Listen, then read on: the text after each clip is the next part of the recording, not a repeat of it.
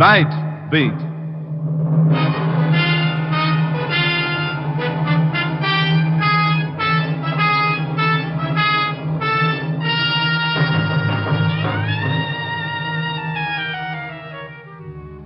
Hi, this is Randy Stone. I cover the night beat for the Chicago Star. My stories start in many different ways. This one began with a question and ended when the secret locked in a man's mind brought sudden death. Night Beat, starring Frank Lovejoy as Randy Stone.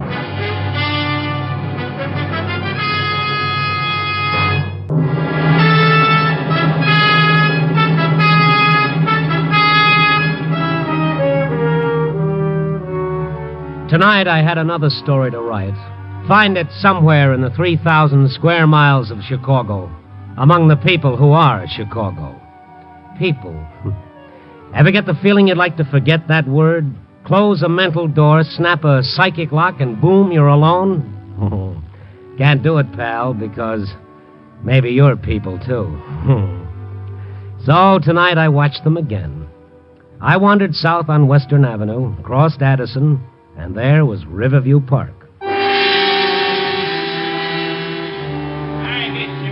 I walked around there, watching the people hurry themselves from one thing to another, each one trying to catch up with a couple of hours of fun. And then I saw a sign that read, Mentallo, the marvel of the age, knows everything. Admission 25 cents. Okay, I'm a sucker for any man who knows everything and freely admits it. He might even know what makes the world tick, like a time bomb. That'd be worth 2 bits of anybody's money. I went in. Mentallo was in the middle of his act. Battle of Waterloo proper was begun at 11:30 a.m. on June the 17th, 1815. The battle went through 5 distinct phases until the French were routed. That right, lady? Well, yes, it is. It sure is. Now, who's next? Who has the next question? You, sir. You just came in. You seem a little skeptical. Are you talking to me? I am, sir. Maybe you'd like to ask Mentallo a question. Oh, all right. What's the temperature of the sun? Mentallo, the gentleman thinks he's stumped you. The temperature of the visible surface of the sun is about 6,000 degrees centigrade. The interior temperature is estimated at approximately 20 million degrees centigrade. Is that correct, sir? I'll take his word for it. And you can, sir. Now, who's next? Who? I got a question. Very good. Ask it. Mentallo, Yes. what happened? What happened to you on the 15th of last month? What happened? The 15th. Yeah, the 15th. Mentallo. The 15th. Make him get out of here. Get him away. That's all for this show. That's all. Nothing wrong. Nothing wrong. Stop dead! Cheer up, folks. Everything's all right now. They're up. Okay. Thanks. Mentallo, come on. Let's get out of here. It happened again, Phil. Again? You want a doctor? Huh? Now, look, mister, I said everybody clear out. Yes, I know, but this man collapsed. He looks pretty beat. I said get out. Okay. And make it fast. Okay. Real fast. So I made it real fast, like the man said. But as I walked through the carnival grounds, that bird brain of mine that just won't let me grow old gracefully started working overtime. Why did Mentallo do a nosedive when that question was asked? What happened to him on the 15th of last month? Listen tomorrow at the very same time, and Just Plain Stone will tell you all about it. But then, just as I'd reached the edge of the carnival grounds, a voice pushed its way through my thoughts. Test your eye and your aim, folks. Knock down the ducks. It was the man who'd asked the questions. Here I walked over to the shooting gallery and picked up one of the rifles. I say, here you are, mister. Test your eye and your aim. Why, sure, thank you. Yeah, that was close. Pretty close. I'll try to do better. Ah, just a little more practice, that's all. A little practice. Yeah, like everything else. Uh-huh. Well, that's better. By the way, what happened to you on the 15th of last month? Take your shots and beat it. Why did you ask that question? Give me the rifle, mister. I got 5 more shots coming. Not tonight. Give me it. I pays my quarter. I takes my shots. I said hand me the rifle. Okay, here. You want to see something? Watch.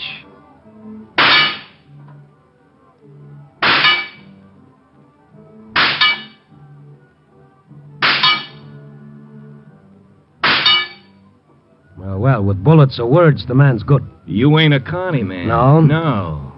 But you're awful curious. That's an old family failing and an occupational hazard. Uh-huh. Why did you ask Mentallo that question? Did you know how it would affect him? You know, mister, a couple of months back, a guy picks up one of these rifles. He don't know nothing about guns, see? He gets careless and the gun goes off. At him. He's dead. Accident. Pal, you have a strange, oblique way of making me feel uncomfortable. I see what you mean. Uh-huh. Now you're hitting the bullseye. So long, mister. Okay, twice I got curious, twice I drew blanks. I thought about it some more and then decided to pass it up in favor of the cotton candy. And then I saw Mentallo. He was walking down the midway, but like a man in a trance. There was something about him that screamed, I need help. His little figure seemed odd, incongruous against the laughing, hurrying people. I followed him, wondering, and then he stopped in front of the roller coaster. For a moment he watched it, and then, as if suddenly making up his mind, he headed for the ticket booth. That didn't figure, so I bought a ticket, too, and followed him to the loading platform. Tickets for the next ride, please. Tickets for the next ride. Here you are. Oh, thank you. Tickets for the next ride. Tickets for the next ride, please. I got in the car directly behind Mentallo. That dazed, bewildered expression was still on his face. His hands gripped the side of the car. He half rose in his seat as though he were going to leave, but he sat down again. And then... All right. Lock the safety bars. It's 200 feet up. Lock your safety bars. We started up the long incline toward the top of the 200-foot grade. I kept my eyes on Mentallo. He gripped the safety bar in front of him until his knuckles whitened under the pressure. A couple of kids behind me began to rib me. Jeez, hi. I'm getting scared. Hey, mister, you gotta have a girl with you. I did, but I left her in the fun house. Oh, what a square she must be. Yeah. Hey, if you get scared, mister, hold on to me. I'll keep that in mind. Hey, baby, I paid 4 bits for this. Let him grab his own cookie. hey, watch it. We're going over. Here we go! And then it happened. We started down the almost perpendicular drop. Mentallo stood up. Mentallo! Let me go. Let me go. Mentallo struggled to his feet, almost dragged me out of my seat with the safety bar took me in. I held him while we hurtled down the long drop and finally hit the bottom. And then Mentallo stopped struggling to get free. He went limp and sagged back into his seat. Why did you... And then Mentallo stopped struggling to get free. He went limp and sagged back into his seat. Why did you stop me? I've got to kill myself. Well, he almost did, and me with him. My arms ached from the effort of holding him down. But the ride was finally over. I got him off and away. He let me lead him like a child out of the park and to his cheap hotel room on the north side. I told him who I was and then waited until he spoke. Why didn't you let me do it? Well, I'm just an old busybody. How about some coffee? No, nothing. Just leave me alone, please. Just a minute, I saw your act tonight. I heard the question that sent you off. It's always someone different who asks it. Never the same person twice. Have you ever got hold of the person who asks it? No. I was afraid to. What did happen to you on the 15th of last month? I don't know. Something tells me that I must not remember. I must not! Your act is legitimate, isn't it? Legitimate? Yeah, no fake. No shills to ask questions you're sure to know the answer to. I have a photographic memory, Mr. Stone. I never forget anything. Yet you've forgotten one day of your life. Yes. You don't believe it, do you? Oh, yes, I do. But why did you try to kill yourself? Because I know that if I do remember, I wouldn't be able to stand it. Don't you have any clue at all? Two things. Two things that mean nothing. Or maybe they do. What are they? Just streamers in the sky and the name Helene. Streamers in the sky and Helene. Who is Helene? I don't know anybody by that name. I don't. I tell you I don't. All right. Now take it easy, Mentallo. Oh, get out and leave me alone. Get out. Yeah. Get out and leave him alone. Phil. Well, my friend the Barker, hello. What are you doing here? I brought Mentallo home after he tried to kill himself. What? Mentallo. You all right? I'm all right, Phil, but I don't want to. remember. Look, Phil, for what it's worth, he's sick. He's got to see a doctor. No, Phil, get him out of here. Oh, Mister, get out. But this man is... Get out and don't come back. Because if you do anything that hurts Mentallo, I'll kill you.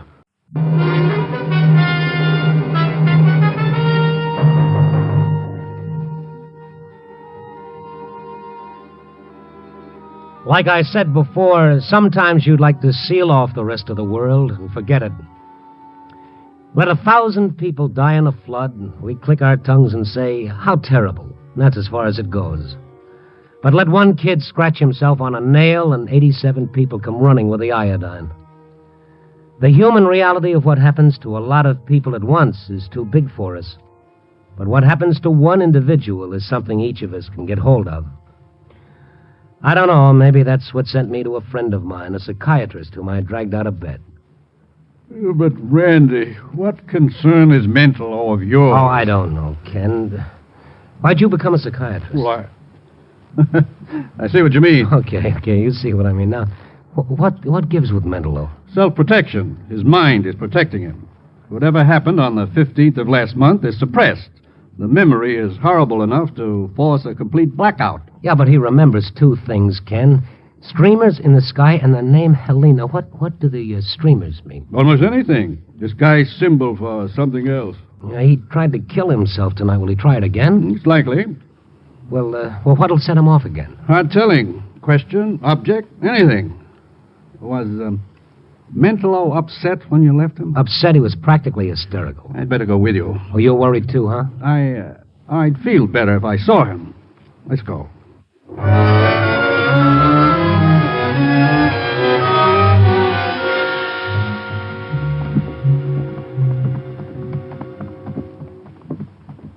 Here's the room. It's right here, 612. Randy, try the door. Open. You know where the light is? I think I saw a switch by the door. Randy! Mentallo. Don't try to unfasten that buckle. Cut the belt. Lift him. Hurry. All right. Cut that belt. Hurry up, Randy. Is he alive? I think so. All right. Easy, Ken. There. Pulse is still strong. He couldn't have been hanging more than a few seconds before we came in. Poor little devil. Ken. Look, Randy. What? There's something clutched in his hand. But, well, yes, that's a key. That's an old-fashioned house key. Now, why? I don't know. Well, what's your guess? It's hard telling, Randy, but I do know this. He's no longer responsible for his actions. But then the next time he tries anything like this, maybe nobody will be around to stop it. Ken, is there anything that we can do? Is there anything you can do? It's up to him, Randy, but let's get him to my office. We'll see what we can do there.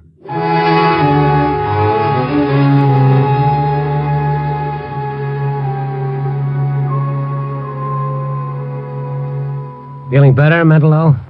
Yes, thank you. You know where you are? No. No, where's Phil? Oh, you're Barker? I don't know. Now listen to me, Mentallo. You tried to hang yourself. Do you remember that? Yes. After Phil left, I felt so hopeless. You had this in your hand, this key. Look at it. I found it in my pocket, and then I knew I had to kill myself. Is it your key? Do you remember what it's for? No. He won't remember that, Randy. Oh. Who are you? He's a friend of mine, and he's a doctor, Mentallo. Well, I don't want any... Now, look, twice tonight you tried to kill yourself. Once is enough to call in the police. No. Oh, don't worry. That's not what we want to do. I want to help you, and the doctor wants to help you. Please believe that. No one can help me because I can't remember, and I must not remember. The police will ask questions when they learn you tried to kill yourself. But it's no business of theirs or yours. Why don't you leave me alone? Why do you care? Oh, that's the same old question asked the same old way, and this time I've run out of answers. Make up one of your own. I don't know. I'm sorry. I believe you do want to help. Yes, we do. Now, look. There'll be no need to call in the police if you'll let us help you. You're sick. Do you know that? You're sick. Let us help you. All right. Good. Now, you trust Mr. Stone, don't you? Yes, I do. All right. You're going to sleep. When you feel this hypodermic needle, start counting backward from 100. Just a little sting, Then start counting backward from 100.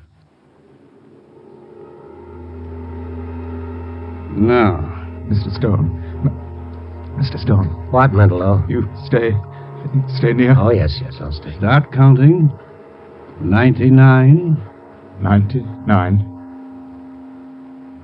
98.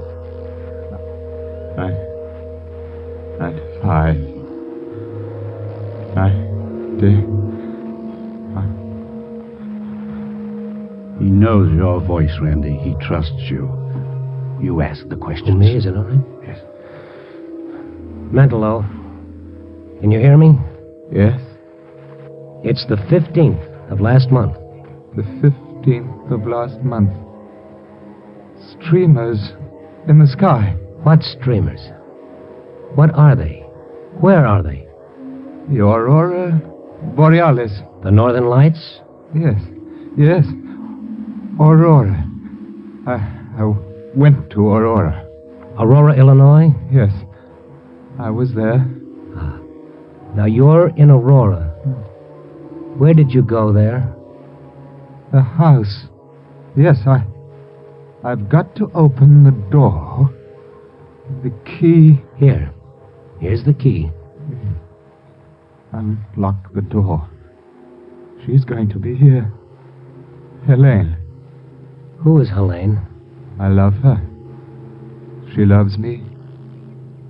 There's the room. The room. All right.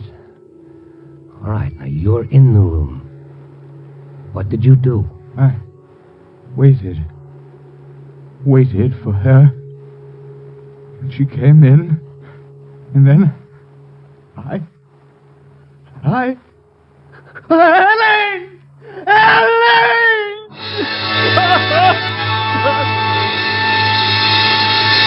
Mentallo. Oh, Helene! Ken, is he all right? Yes. We still don't know what happened. There's one way to find out, Randy.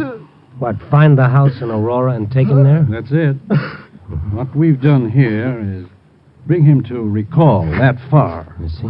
Now it's a question of bringing back the whole thing, bit by bit. Ken didn't go along. Mentallo didn't want him to. It wasn't a long drive in miles. I watched Mentallo when I could. His face was contorted in an agony of effort as we drove through Aurora slowly, looking for one street, one house. Then... That house. But it's all boarded up. Are you sure, Mentallo? It's that house. All right.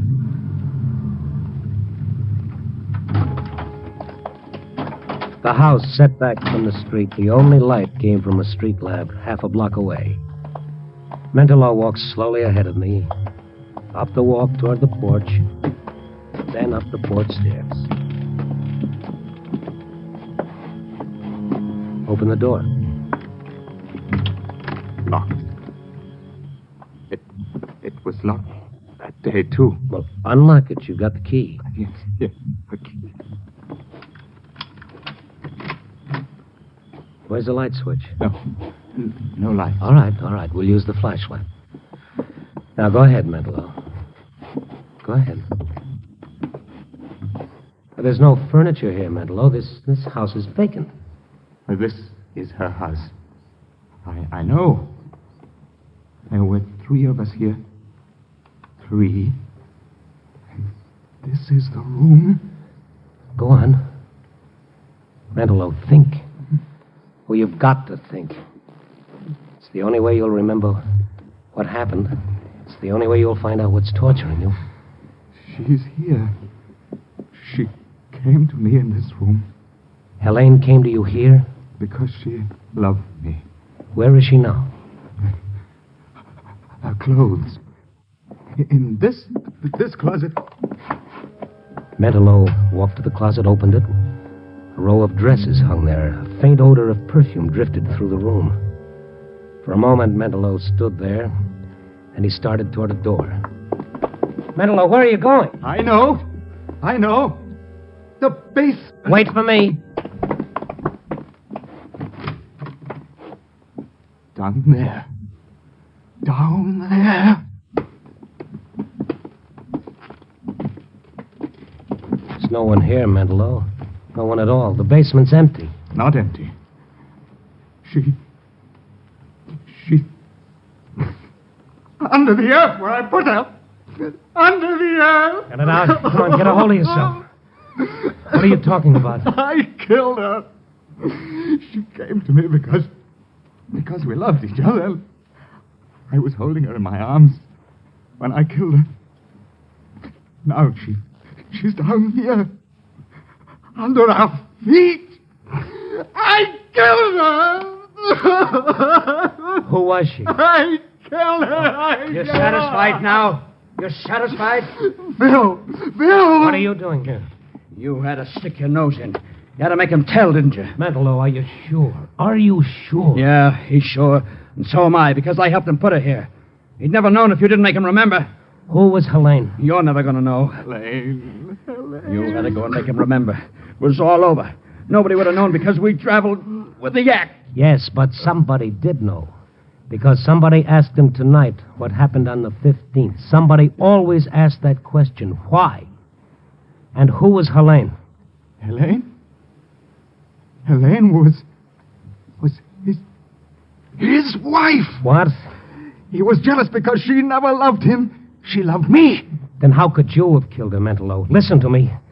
You only think you killed her. Because if she hadn't come here, she wouldn't have been killed. You blamed yourself.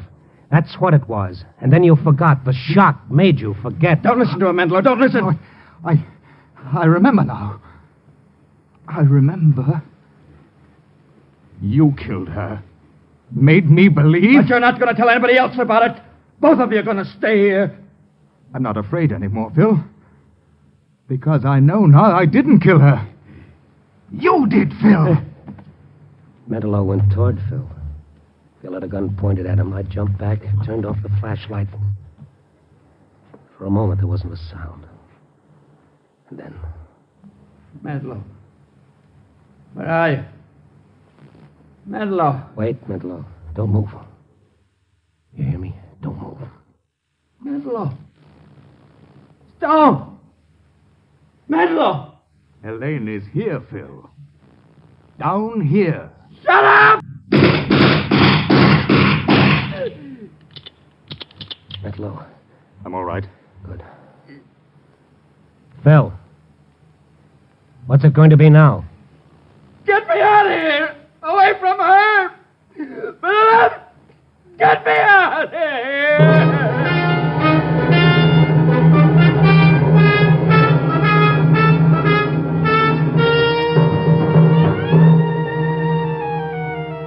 Well, it's almost dawn now. I can go home to my little trundle bed and sleep the day away. Yo-ho-ho, the reporter's life for me, oh, sure. But anyhow, I got my story. Two men, one whose feelings of guilt forced him to believe he'd killed the woman he loved, and another man whose feelings of guilt made him a gibbering coward. But where's the moral? That someone always pays for a crime? Sure, but who is guilty? Maybe we should say, what is guilty? What's in that space above our eyes that makes us act the way we do? That makes us people? To louse up Shakespeare, there are more things in the darkness of the mind than are dreamed of in your philosophy, Mr. Stone. You can call me Randy, pal. Just call me Randy. Copy, boy.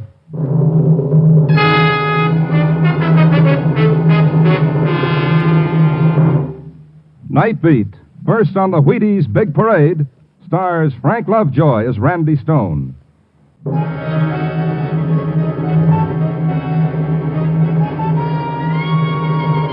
Night Beat, starring Frank Lovejoy, is produced and directed by Warren Lewis and edited by Larry Marcus. Tonight's script was written by Russell Hughes, with music by Frank Worth. The part of Mentallo was played by Ben Wright. Listen next week at this same time and every week as Randy Stone searches through the city for the strange stories waiting for him in the darkness. Night Beat came to you from Hollywood. Stay tuned for a special all-star broadcast on NBC.